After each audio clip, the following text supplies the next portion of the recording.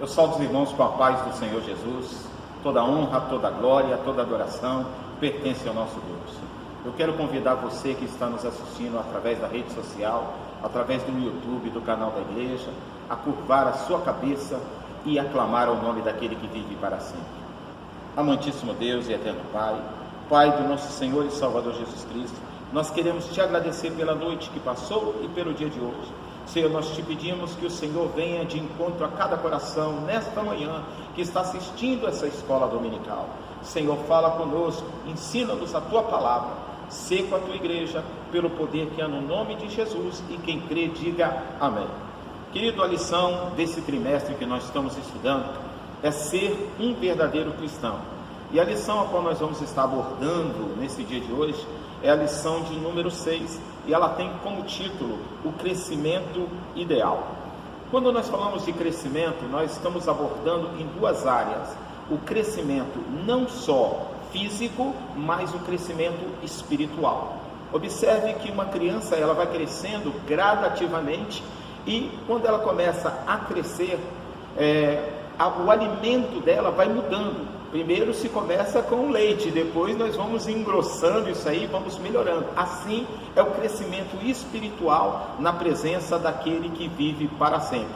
Se nós dermos uma dose muito forte, essa pessoa pode passar mal. Então tudo tem que ser no tempo certo, na hora certa, e assim nós vamos alcançar o nosso objetivo. Eu vou mostrar para vocês a revista aqui. Tem uma gravura de um homem subindo uma escada. Observe que ele começa passo a passo nessa escada. Não adianta você pular degrau. Todo crescimento tem que ser degrau por degrau. Muitas das vezes a pessoa tenta crescer rápido demais e pode se atrapalhar lá na frente. E o texto bíblico base nesta manhã, para mim e para você, está registrado na carta que Paulo escreveu aos Efésios, no capítulo de número 4, do versículo 1 ao versículo 3, 7, do 12 até o 16. O texto áureo está baseado em 2 Pedro. Convido você, se você puder, apanhar a sua Bíblia para poder fazer uma leitura junto comigo. 2 Pedro, capítulo 3, no versículo 18, é o texto áureo ao qual nós vamos estar explanando essa lição. Diz assim a palavra do Eterno: antes crescei na graça e conhecimento de nosso Senhor e Salvador Jesus Cristo. A Ele seja dada a glória, assim agora como do dia da eternidade. Amém. O objetivo dessa lição, nessa manhã, é compreender a necessidade do crescimento harmonioso. Como eu te falei, é por etapa. Procurar os meios corretos para crescer na graça e no conhecimento de Deus. Nós vamos estar abordando aqui, meu filho, crescer na graça e crescer no conhecimento. O outro objetivo dessa lição, o terceiro objetivo, é conhecer as deficiências do crescimento espiritual e evitá-las. Vamos lá. Na verdade, são crescimentos deformados. Comentário e palavra introdutória diz assim: uma das características do verdadeiro cristão é o desejo de conhecer melhor a palavra de Deus. A Bíblia recomenda certas preocupações a respeito do crescimento sadio e harmonioso. Crescer tanto na graça como no conhecimento dará ao cristão condições de rejeitar as falsas doutrinas, os exageros, e de ter uma vida cristã, uma vida cristocêntrica errada. É claro que a Bíblia, ela vai falar de Gênesis a Apocalipse de Cristo. É o tema central da Bíblia. Mas no seminário de teologia, sempre antes de nós abrirmos a Bíblia Sagrada, nós temos que conhecer o material, a qual nós estamos trabalhando com esse material. Então, antes de nós abrirmos a Bíblia Sagrada, esse material, o conteúdo que está aqui, nós precisamos saber como esse material chegou até as nossas mãos. Como foi feito. Então existe um cuidado primeiro de você conhecer o material a qual você vai estar trabalhando com ele. Assim é um crescimento do homem na graça, que é espiritual, e conhecimento de Deus. Tudo tem que ser gradativo. É necessário você ter o conhecimento espiritual, mas é necessário também você ter o conhecimento, aqui da terra. É fundamental você estudar e ter o conhecimento. Por exemplo, um pássaro, Um pássaro, ele consegue voar sem uma asa? De maneira nenhuma. Você já viu um avião voando sem uma asa? Pode ver que ele tem duas asas. Se tiver uma, vai ficar difícil, né? Então, um precisa do outro. Assim como o ser humano. Deus, quando criou o homem, ele criou o homem, mas criou uma adjuntora para estar junto a ele. Então, a primeira coisa que eu quero deixar aqui para você é que nós precisamos um do outro. Graça da parte de Deus e conhecimento é fundamental na nossa vida espiritual. O primeiro aspecto do conhecimento. O conhecimento salva o homem de expor-se a muitos males, tá? Está em Provérbio, quando você puder ler na sua casa, Provérbio capítulo 9, versículo 6. Por isso, o conhecimento da palavra de Deus evita que o cristão peque. Salmo 119, no versículo 11. Por favor, abra sua Bíblia aí na sua casa. Vamos ver aqui o Salmo 119. Vamos ver o que está dizendo, Salmo 119. Louvado e engrandecido é o nome do Senhor. Salmo 119. Aleluia. Glória a Deus. Obrigado, Jesus. Versículo de número 11. Escondi a tua palavra no meu coração, para eu não pecar contra ti. Então é necessário esconder a palavra dentro do coração, verdadeiramente ter conhecimento da palavra do Senhor. Protege contra as falsas doutrinas e proporciona firmeza contra os incultos que distorcem e interpretam as escrituras ao seu próprio modo. Está em 2 Pedro capítulo 3, no versículo 16. Só existe uma maneira correta para se evitar tropeços, que é apropriar-se do conhecimento bíblico. Além do conhecimento bíblico, o homem tem à sua disposição outras fontes do saber que ajudam o seu desenvolvimento. O conhecimento humano é baseado em 4 pilares. Nós vamos falar sobre esses pilares. Então aqui o autor, ele está falando que, infelizmente, muitas pessoas incultas distorcem a palavra de Deus. E na própria palavra de Deus está nos advertindo, aqui você vai ver lá no final de Apocalipse, que aquele que tirar um tio ou acrescentar um tio a esta palavra, as maldições que estão contidas serão na vida dessa pessoa. Então você não pode nem tirar aquilo que está aqui e nem acrescentar. Infelizmente, por falta de conhecimento, nós temos muitas pessoas cheias de graça, mas não têm conhecimento nenhum da palavra, e vão acrescentar coisas que não estão no meio da palavra, e são heresias e falsas doutrinas, e as pessoas, infelizmente, não querem estudar, e aí pegam esta palavra e cometem um erro por falta de conhecimento, tá? Os 4 pilares do conhecimento são justamente o conhecimento empírico. Empírico é aquele conhecimento prático, um conhecimento já de observação. Não tem aquele pedreiro que nunca passou por nenhuma estuda, nenhuma escola, fez nenhum curso de aperfeiçoamento, mas ele começou como ajudante, ele olhando ali, ele aprendeu através da observação, e ele não tem assim um curso e uma formação. Nós chamamos de conhecimento empírico, tá? Ou prático, é o conhecimento do dia a dia, aquilo que a pessoa vai fazendo todo dia e ele adquire esse conhecimento, tá? No entanto, só esse tipo de conhecimento empírico, no entanto, não seria suficiente para satisfazer as exigências de desenvolvimento do homem. Então o homem precisa de muito mais do que isso para poder se desenvolver, para poder crescer. O segundo pilar de conhecimento está justamente no conhecimento filosófico. Tá? O que é filosófico? No campo da filosofia estão as especulações, as ideias, as reflexões sobre os temas da vida, ser ou não ser, eis a questão, por aí vai. Quando a gente fala de filosofia, a gente vai falar de Sócrates e muitos outros. Então, nós temos aqui, a palavra de Deus tem resposta para especulações, pois ela trata de uma filosofia prática. Vejamos qual é. João capítulo 8, no versículo 32 diz o quê? Conhecereis a verdade e a verdade vos libertará. Então é algo prático, é algo definido. Quando nós conhecemos a Deus, se relacionamos com Deus, temos intimidade verdadeiramente com Deus, nós passamos a adquirir, a usufruir das bênçãos que o Senhor tem para cada um de nós, através do conhecimento. O outro pilar é o conhecimento científico. Conhecimento científico visa o aprimoramento do conhecimento vulgar, transformando em conhecimento experimentados, gerais, metódicos, válidos a todas as funções dos seus princípios.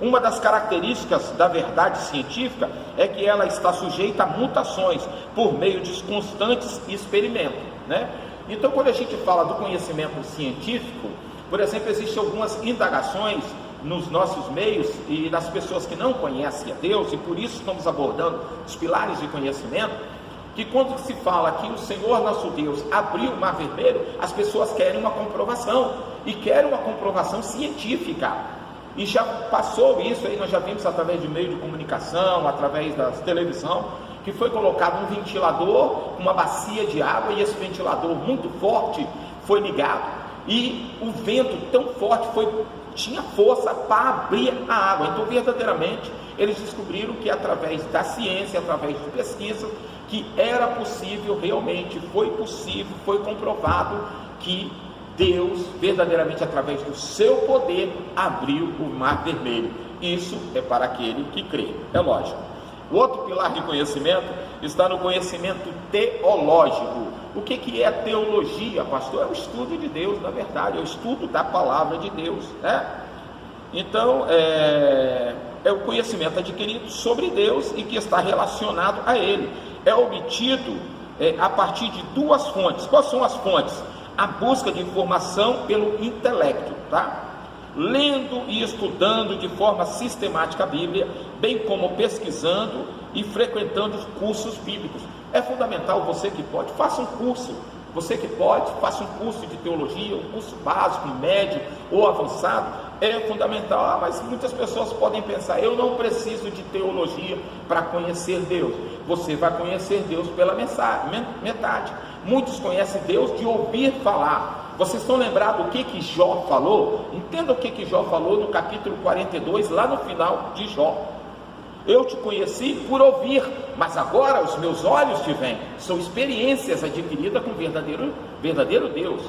Porque quem é que falou de Deus para Jó?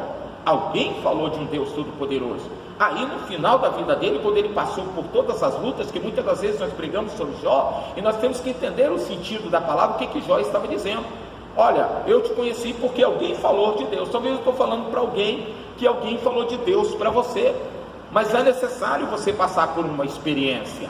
E quando você passa por essa experiência, ela vai gerar o que? Paciência. Vocês estão lembrados? Está na Bíblia. Então você vai ter realmente conhecimento daquele que você está pregando. Você está falando de um Deus que você tem experiência com Ele. Já imaginou aquela pessoa, não que seja literal, mas aquela pessoa que nunca passou por fome, nunca passou por nenhuma necessidade, nunca teve enfermidade, e falar de salvação, falar de lutas? Observe alguém que já passou por luta, observe para alguém que já passou por dificuldade.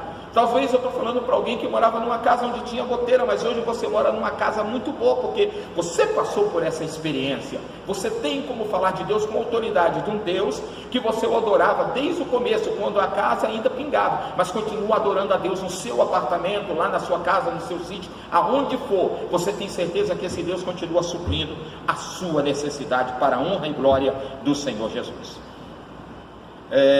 Busca de informações de maneira transcendente. O que é transcendente? É tudo que ultrapassa o limite da experiência humana. Como é que se busca esse tipo de informação? Ao orarmos a Deus. Quando nós oramos a Deus, aquilo que é da terra vai elevar para o céu, chega até Deus. É o sobrenatural de Deus que vai operar sinais e maravilhas. Aonde a medicina humana não consegue ir, Deus consegue chegar e consegue operar o sobrenatural. Segundo tópico, quando o crescimento é deformado. Essa é uma matéria que deveria ser mais abordado dentro das igrejas. O que é um crescimento deformado, pastor Benedito? Crescer na graça e não no conhecimento. Será que eu estou falando para alguém? Vê se tem alguém do seu lado aí que ele é muito espiritual, ora o tempo todo, é aquela pessoa espiritual demais, Ele cresceu na graça e não cresceu no conhecimento. Tudo dele ele espiritualiza. Se ele dá uma topada no chão, foi o capeta. Se a porta fechou, não é porque a situação está difícil para todo mundo. O diabo fechou a porta. Então nós temos que entender, irmão, que Deus tem domínio sobre todas essas coisas. A primeira coisa que nós precisamos entender é o domínio de Deus sobre todas essas coisas, tá? Aí em Oséias, no capítulo 4, no versículo 6, está escrito: o meu povo foi destruído porque lhe faltou conhecimento, tá? Muitos cristãos preocupam-se em ouvir profecias e revelações do que se dizem usados por Deus. Olha só, cresce só na graça e não no conhecimento. Por quê? Porque não querem estudar a palavra de Deus, não querem meditar nessa palavra. É mais fácil pegar uma profecia de alguém, porque a maior profecia, meu filho, está registrado aqui. Quer ser revelado? Abre a Bíblia Sagrada, aqui tem a revelação para mim e para você. E muitos ficam procurando, e eu tenho que falar isso para você, meu amado, pulando de galho em galho, indo atrás de profetadas e esquecendo de consultar o dono da profecia, que é Jesus de Nazaré. Quer uma profecia, quer ser revelado? Abre a Bíblia Sagrada todos os dias, que tem uma profecia nova para mim, para você, para a honra e glória do Senhor. E tem pessoas, nós vamos falar aqui quando o crescimento é deformado. O segundo tópico, 2.2, é sem a graça, mas com muito conhecimento. Também tem esse tipo de pessoa. Nós falamos daquele que tem muita graça e não tem conhecimento. Agora nós vamos falar daquele que tem muito conhecimento, mas também não tem graça. Observe bem. Ao contrário do primeiro grupo, esse não se preocupa em crescer na graça, mas deseja ter conhecimento. Com isso, tudo é racionalizado. Meu Deus! Racionalizado, e aquilo que é espiritual não é discernido. Está em 1 Coríntios capítulo 2, versículo 4. Quem cresce apenas no conhecimento, deixa muitas das vezes de crescer na operação divina. Então não adianta eu ter muito conhecimento, mas se eu também não tenho comunhão com Deus. É necessário que eu tenha também intimidade e comunhão com Deus. Estão lembrados de Daniel? Ele tinha conhecimento, mas ele tinha a graça. Ele orava quantas vezes, pastor? 3 vezes ao dia. Infelizmente tem cristão que não ora nem 1 minuto por dia, né? É complicado isso. Então são pessoas que crescem na graça e não no conhecimento, e tem pessoas que sem a graça, mas com muito conhecimento. Tem conhecimento demais, mas a presença do Senhor está longe dele. Estão lembrados de Saul? A Bíblia diz que o Espírito se retirou de Saul. Saul tinha o que? Saul tinha título, tinha nome, mas não tinha graça, não tinha mais o Espírito de Deus. Infelizmente vivemos uma época de pessoas também, nos nossos púlpitos, com muito conhecimento, mas não tem graça nenhuma porque está afastado de Deus. Sem graça e sem conhecimento. Observe, esse tipo de cristão é sem consistência, fácil de ser levado por ventos de doutrinas. Efésios capítulo 4, 14 e 15. Além disso, ele não conhece as escrituras, é repetitivo e não possui unção ao falar. E quando pensa em mudar sua maneira de pregar, só o faz por meio da imitação. Meu Deus do céu, o negócio é muito forte, porque não possui nada em si mesmo. Deus pode até usar pessoas com pouco conhecimento, porém, estas devem ser cheias de unção e de graça. Pastor, Deus pode usar alguém que não tem conhecimento? Pode, está escrito aqui. Elas devem ser cheias da unção e da graça de Deus. Então tem pessoas, meu irmão, infelizmente, nós estamos falando daquele que é sem graça e aquele que é sem conhecimento também.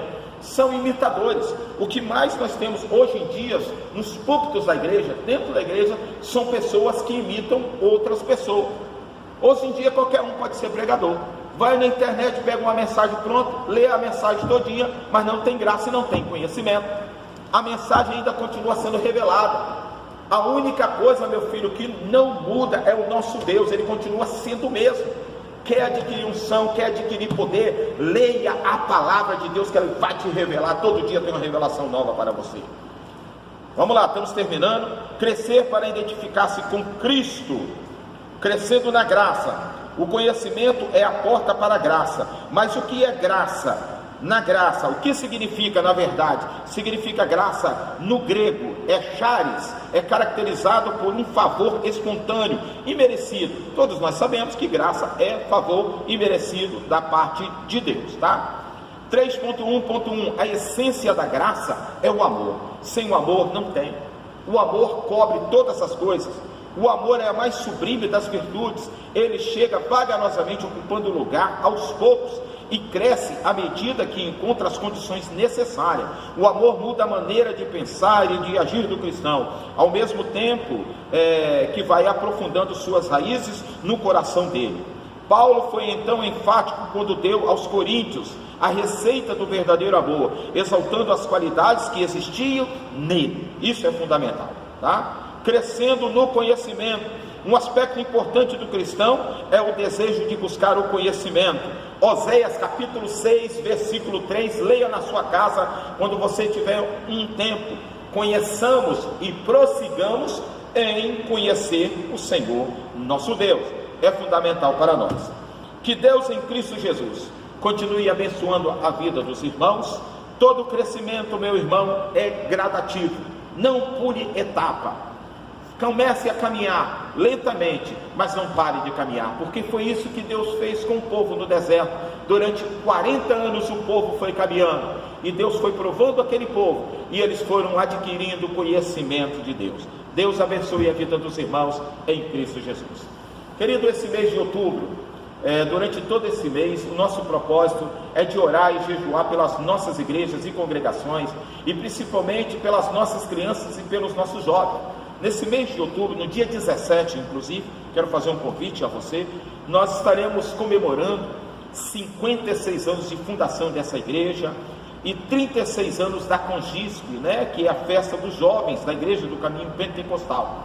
Que Deus em Cristo Jesus continue abençoando a vida de cada um dos irmãos, aqueles fundadores que colocaram a primeira lajota, a primeira pedra fundamental. Que Deus continue abençoando os trabalhadores da última hora. Você é muito importante nessa obra, creia, você faz falta para Deus. Eu gostaria nesse momento de entregar o nosso propósito pessoal, aqueles que estão jejuando, coloque a mão no teu coração, vamos entregar o propósito. Pai Santo, Pai querido, diante de Ti nós apresentamos a nossa oferta de amor, o propósito pessoal diante de um Deus Todo-Poderoso. Receba como cheiro suave diante das suas narinas, Senhor. Nós te agradecemos pelo poder que há no nome de Jesus. Eu quero convidar você e toda a sua família, querido, para estarem hoje à noite, mais uma vez acessando o canal da igreja do YouTube, ou através do Instagram, do chat, para que juntos possamos estar compartilhando a palavra do Senhor nosso Deus. Estendam as mãos para cá, aqui está essa caixinha, que representa a presença de Deus. Durante todo o ano, o povo depositou, todos nós depositamos aqui as nossas esperanças dentro dessa caixinha, pedidos de oração, e muitos já receberam, mas alguns estão aguardando a sua bênção específica, e nós cremos no Deus do já. Então vamos orar com fé. A Bíblia diz que a oração do justo pode muito ter seus efeitos. Pai, aqui está essa pequena caixa de madeira, que representa a sua presença no meio da igreja. Senhor meu Deus, nós já queremos agradecer, já tomamos posse da nossa vitória, tomamos posse da nossa bênção, Senhor meu Deus, meu Pai. Senhor, se tiver um justo que nesse momento, nessa manhã, junto comigo está orando, eu faço aquela oração de Abraão, por amor a um justo, estende as tuas mãos e abençoa o teu povo, pelo poder que é no nome de Jesus. Todos digam amém. Pai, te agradecemos por essa escola dominical, pela vida de cada irmão, Senhor, que ligou o seu aparelho de televisão, seu smartphone, Senhor, que tirou um tempo, que sentou diante da tela do computador para aprender a Tua palavra. Senhor, aquilo que eu não pude ensinar, meu Deus, mas que o Paracleto, o Espírito Santo de Deus, aleluia, possa completar na vida dessa pessoa. Senhor, continua abençoando, nos guardando. Senhor, eu quero orar também pelo nosso bairro, pela Ilha do Príncipe. Senhor, esta casa é tua, este bairro é teu. Senhor, guarda as tuas ovelhas que vêm para a tua casa, Senhor, para cultuar o teu nome. Traga em paz, leva em paz, debaixo das tuas mãos santas e poderosas. Senhor, eu clamo também pelas nossas igrejas, nossas congregações, os dirigentes de cada uma das nossas igrejas, Senhor meu Deus, dê sabedoria, dê visão de águia, cada um dos teus pastores. Seja a tua igreja, em nome de Jesus. Que o grande amor de Deus, a graça do nosso Senhor e Salvador Jesus Cristo e as consolações do Espírito Santo estejam com todos que aguardam a breve volta de Jesus. Digam todos, amém. Vão na força do Senhor.